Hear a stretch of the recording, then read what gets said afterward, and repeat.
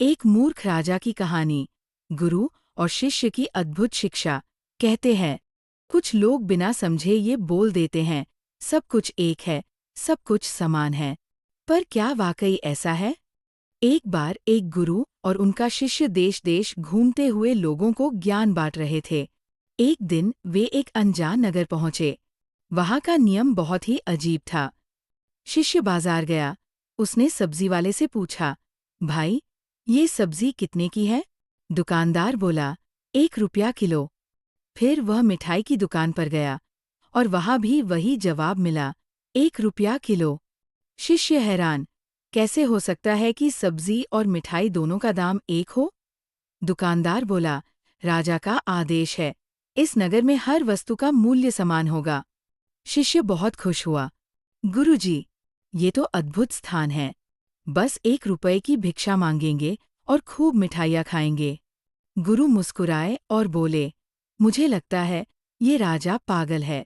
जहाँ लोग अच्छे बुरे, बड़े छोटे का भेद नहीं जानते, वहाँ रहना खतरनाक है। पर शिष्य नहीं माना। गुरु ने कहा, जब मुसीबत आए, मुझे याद करना। और वे नगर छोड़कर चले गए। दिन बीतते गए। शिष्य रोज मिठाइयाँ खाता रहा और बहुत मोटा हो गया। फिर एक दिन एक अजीब घटना हुई। एक आदमी की बकरी पड़ोसी की दीवार के नीचे दबकर मर गई। वह राजा के पास न्याय के लिए गया। राजा बोला, दीवार की गलती है, दीवार को फांसी दो। ग्रामीण बोला, महाराज, दीवार तो निर्जीव है, मेरा पड़ोसी दोषी है। राजा बोला, ठीक है, पड़ोसी को फांसी दो। पड़ोसी ने कहा, मैंने दीवार नहीं बनाई, राजगीर ने बनाई थी। राजा बोला, तो राजगीर को फांसी दो। राजगीर बोला, मैं तो दीवार बना ही नहीं पाया क्योंकि दर्जी ने मेरी आँख फोड़ दी थी।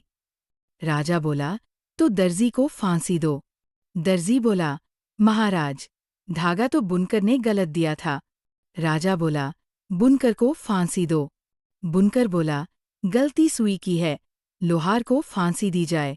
राजा बोला, बस, लोहार को फांसी दो। फांसी का दिन तय हुआ, 15 दिन बाद। पर लोहार इतना डर गया कि उसने खाना छोड़ दिया और बहुत दुबला हो गया।